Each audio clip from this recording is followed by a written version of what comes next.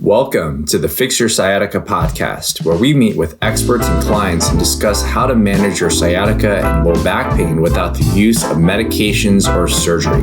I'm your host, Dr. Ashley Mack, and I'm a physical therapist as well as the founder of ifixyoursciatica.com, a go-to resource for pain management. This holiday, give the gift of better sleep to yourself and someone you love. The soothing vibrations of the Apollo wearable let your nervous system know that you're safe and in control so you can fall asleep faster and stay asleep through the night. With better sleep comes more energy, focus, clarity, and calm. Meet the chaos of the holidays feeling like the best version of you. From now until November 28th, when you purchase one Apollo wearable, get $50 off your total purchase. And when you purchase two Apollo wearables, get $200 off your total purchase.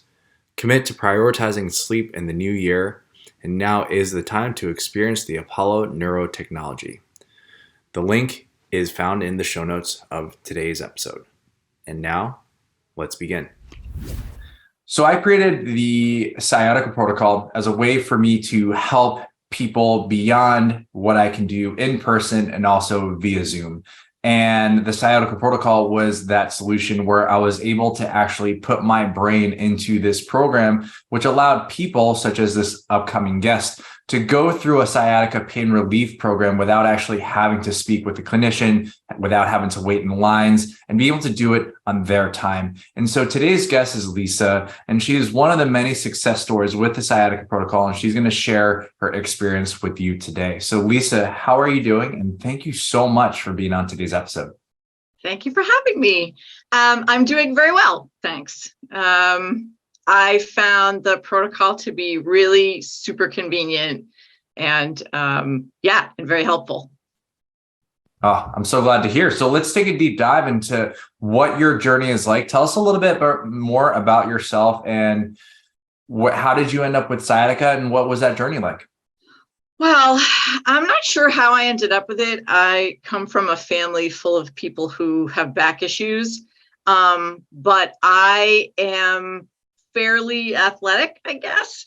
I do a lot of weightlifting. And so I suspect that the sciatica might have been triggered by squatting or deadlifting a little too heavy on a given day. And I've had trouble with it in the past, sort of like minorly, but one of those things where like it would go away within a couple of days. And I never really had to do too much. I just sort of, popped an Advil and went on with life for the most part. But I find as I'm getting older that it tends to want to stick around a little more. And I don't know if it's partially because of positions I might be in when I sleep, or maybe it's that I'm not stretching enough after I work out. But this last time when I used the protocol, I was pretty miserable, which is why I found you in the first place. So. Oh, yeah. I don't ever wish any sort of pain on any of my worst enemies. It's definitely a really tough thing to go through. I want you to give yourself a little credit. I think when we spoke, I think you were involved with a fair amount of fitness. So give yourself all that credit on the fitness standpoint. And so there's a lot of different factors. I love the fact that you are active and you love weightlifting itself. There's a lot of benefits to lifting weights when it comes to improving bone density, muscle structure, and also overall generally for our health. It's a little bit of a bummer to hear that might have caused it on, but hopefully, are you back to working out and lifting weights now? I am. Yep. Awesome. Good. I'm so glad to hear that. And so this time around, you had the pain, but it just wasn't really going away. And so from there, what was that journey like where the pain wasn't going away? What was your next stop after that? So I'm a certified personal trainer myself, so I kind of know a little bit, not as much as you do, obviously, but I know a little bit about muscles and bones and how things should be working and what to do if you get injured. So I started out kind of doing some ice, and then I kind of moved to alternating ice and heat. I was doing some stretching, trying I hate taking medicine, so I was trying not to take NSAIDs, but I finally caved and started taking Advil and, using my heating pad and whatever, going to bed. And it just like was not fixing the problem. So I did what any do-it-yourselfer would do. And I went to my friend Google and I started typing in, sciatica relief, good exercises for sciatica. And I knew some, but actually what led me to you wasn't even Google. I actually went on Spotify, believe it or not. I listened to a number of fitness podcasts. So I did a search on Spotify and I found the podcast. And that's what led me to you. And I was like, oh my God, there's an entire podcast of this. So I kind of went back through all the podcasts and, I didn't listen to every single one of them in full, but I started skimming things and, ifixyoursciatica.com. I was like, oh my God, like this is exactly what I need when I need it. So that's pretty fabulous. So that's how I found you.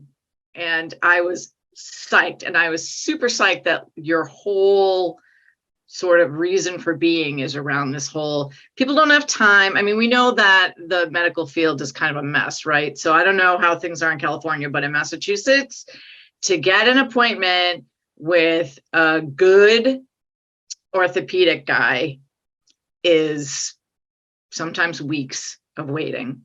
And I felt like I didn't have weeks. I was just like, this is going to drive me bananas if I don't do something about it. So it's great that I didn't have to go to the doctor. It's great that and it's the same, thing anytime you go to the doctor, right? It's like, first they take an x-ray, then you have to wait, then it's, and on and on. And so this was nice because I felt like I could do something immediately. So. Yeah, my wife and I, we recently just switched insurances, and as we switched insurance, it was like, okay, it's time to get schedule with some new doctors, and the waiting line is pretty long. And my wife and I, we have private insurance. There are some other insurances that like you belong to a certain group of doctors, and I've met people who've had to wait weeks and months to even just be seen. And when people book calls with me and they're like, hey, Ashley, I think I need some help, I often go through what we call a red flag screening process, which in the Sciatica Protocol, you actually go through the same questionnaire that I take my clients through, where it's asking you, are you experiencing any sort of this numbness and tingling or loss of function, all these other things. And those indicators actually say, go see a doctor before getting started. And it's a killer when someone, say, for example, God forbid someone experiences that, to be told that they need to see a doctor, but it's a matter of months and weeks to just wait for that. And it's thinking, are we able to live with that type of pain for such a long period of time? And I wanted to, and I'm so glad it helped you so quickly, because that was one of the big things, that there's a waiting line. Unfortunately, I'm only one person. And so how can I create a solution that people can address this right away? And so when you saw this program, you're like, okay, I'm going to go ahead and get started. Before like day one, what were you kind of expecting when you started this program? I didn't actually really know what to expect. I mean, I figured I was going to get a list of exercises and some way to gauge whether or not it was hurting or helping. But I didn't expect it to be so easy. And I liked the fact that it was sort of like this built-in check. It's like, here's the exercises, try to do them twice a day or whatever. And we'll check in with you tomorrow, kind of thing. So knowing to expect that check-in call, or text, and just, I don't know, it was like nice to know that like a yes or a no would give me some other, direction to take things in. Either, yes, you're getting better, so you're going to progress to this next step, or no, you're not getting better, it's bothering you. How about we back it up a little bit and see how that feels? We are going to take a quick break to tell you about our awesome new program called the Sciatica Protocol. If you don't have the time to see a professional, but are tired of trying to figure out this recovery on your own, then the Sciatica Protocol is for you. Harness the power of a knowledgeable physical therapist through your phone. It takes no more than 7 minutes per day, and it is designed to help you recover as quickly as possible. Now, having an on-demand physical therapist can cost thousands plus hours of sessions. But with the Sciatica Protocol, you'll receive the same, if not better, customized care completely free. And why are we making this program free? Because I believe that everyone deserves to live free from pain without actually having cost be the biggest obstacle. It is simple to start, and all you need to do is log into ifixyoursciatica.com/the-sciatica-protocol and fill out the 9-question quiz to begin. The link for the program is in today's show notes. Oh, I'm so glad that you enjoyed that.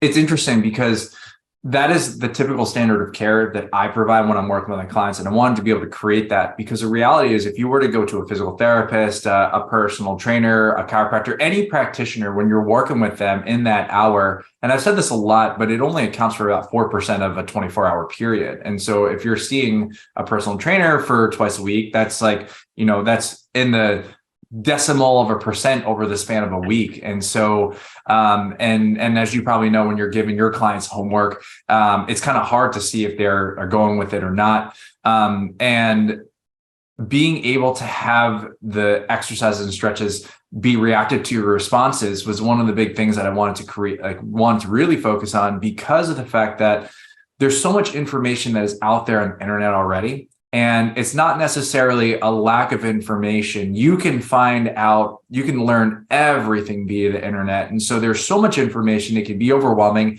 And it gets a little confusing because you probably read some articles that say forward bending is actually really good for your sciatica pain. And then a few articles later, they're saying like, don't ever forward bend. And that puts not only confusing, but also makes us kind of fearful of trying to do things. And especially when you're as fit as yourself to be able to experience the level of pain that you're in. I mean, there's a whole bunch of questions. I know that when I got hurt, I was like, when am I going to be able to get back into working out? And so it's really exciting to hear that. Real quick, I came across this article this morning, which was really cool. The headline was like, this type of treatment is like 87% better than like the conventional methods. And I looked into it. And really the most effective is being able to have communication and also providing you a safe space for you to be able to return back into your activities, reducing that fear. And it's really exciting to see that research, but also having it confirmed through your experience, which is really cool. And so, Lisa, I think you answered this question already, but I want to ask it again. Sure. What did you love about this experience? Like, I mean, one, having sciatica, not a good thing, right? But then going through this, what was the thing that you enjoyed the most? You're like, yeah, this is awesome. I'm a big do-it-yourselfer. Like I would way rather, within my sort of sphere of what I'm comfortable with. I mean, obviously, if I was having some sort of weird internal pain, I would go to the doctor. I wouldn't try to diagnose it myself. But where this was concerned, knowing that there was information out there, I found actually your podcast to be really useful because of some of the explanations that you provide about sort of how when the pain is, how to tell if you're getting better, because the pain, you might still be in pain, but if the pain is receding a certain way, then, you're on the right track. And so that was great because that kind of gave me a benchmark to go with. So I kind of feel like if anybody is going to use your protocol, they probably should listen to some of your podcasts too. Like you might even want to include, listen to these, episode this and episode that and whatever. Like, I really felt like that was a good piece of side knowledge to have as I was doing the protocol. I like the fact that it was adaptive a lot. I thought that was great. And I like the fact that it was I've said this like 12 times already, but I keep coming back to it. Like, I like the fact that if you're somebody who wants to take it into your own hands, and you have to really be somebody who's willing to like do the exercises. I know a lot of people go to physical therapy or prefer to go to physical therapy in person because they need the accountability. Not only do they need to be shown what the exercises are, but like they need the accountability of going through them, having somebody there to chart your progress. But if you're somebody like me who is just willing to take matters into my own hands and do the exercises 2 or 3 times a day, I really feel like it's sort of the perfect solution, really. That's so great to hear. I have a big listeners out there. I have a big smile on my face if you're not seeing this, but this is really exciting because that's what I wanted to create. The reality is the fact that when you leave the clinic, when you leave your session, there's still a lot of work to be done. And I think that's one of the big challenges, is that we're so busy. And when you're given, say, a really long exercise program, it's kind of hard to memorize it all. And that's actually one of the great things. I think the most amount of exercise that you probably got in your messages, Lisa, was probably up to about I don't think it was anything more than 10. If I were to be looking into it. No, it was like 10 or 15 minutes. And for some of them, I actually went over the time that you wrote just because they felt good. You know what I mean? It was relief. I own a foam roller. I think anybody who works out really ought to have one. And I really like the fact that a big chunk of this protocol involved foam rolling, because I really think that is, I kind of swear by it, really. So Oh, yeah. I was happy to see that it was like, very involved. It was like back, glutes, hamstrings, quads, and to do it for up to 90 seconds. I mean, I think even people who do SMR, a lot of people blow through it. So this was great. I thought this was great. So. Oh, that's so great. And so with that, you might have answered this question as well, but if someone's like, Ashley, or as I'm listening to this, I've come across the Sciatica Protocol, but I don't know if I want to try it out yet, or I'm kind of on the fence. What are your words of advice for them? I would say, as long as you're willing to commit to actually doing the exercise, like it's not enough to just do it once and be like, oh, this is going to be fine. Like you have to commit to doing it twice a day or 3 times or whatever the protocol asks to do. And you really should go through the whole thing. Like I know lots of my clients, 90-90 breathing, they don't want to do it. It's like, why am I doing this? But I think it's something like that is important because it calms down your whole nervous system, right? So there's a specific reason why you asked to do every single one of these exercises. So I would say to anybody, just try it, stick with it for a week, 10 days. I'm telling you, I think it's kind of foolproof, really. Oh, I love that. Well, Lisa, now that you are feeling great, you have clients of your own, and sciatica is no longer a problem. And knock on wood, it won't be a problem, especially with the principles that you know now. Right. What are you looking forward to most about your future now that you've broken free from this chain? I think the biggest thing, honestly, is that I know what to do if I have a flare. Yes. I know exactly what I need to do if I have a flare. I think it will be easier for me to determine kind of what's leading to it in the first place. Probably for me, it has a lot to do with back squats that are too heavy. But I really feel like just having the tools is the most important thing. Yeah, having the tools. And listeners, the tools are available. Again, this Sciatica Protocol was designed so that you can take care of this problem on your own, just like Lisa did, without having to wait to see a doctor, without having to wait or even just go into a clinic and spend hours and hours per week. As Lisa said, it takes about 10 to 15 minutes in length. And you don't actually, I think another great thing is the fact that you didn't have to download like a separate app. It just texted you directly. It was great. Right to your phone. Right to your phone. And so, with that being the case, Lisa, I know that you're a personal trainer, but if you wanted to promote your personal training up in Massachusetts, feel free. How can people get in touch with you? They can get in touch with me at lisarobyfit@gmail.com. Beautiful. Lisa, thank you so much. Thank you.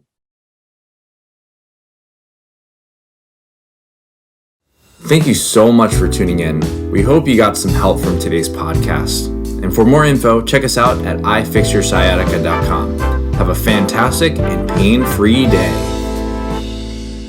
No patient-therapist relationship is formed by listening to this podcast. We are not providing medical advice, and all information should be confirmed by a medical provider.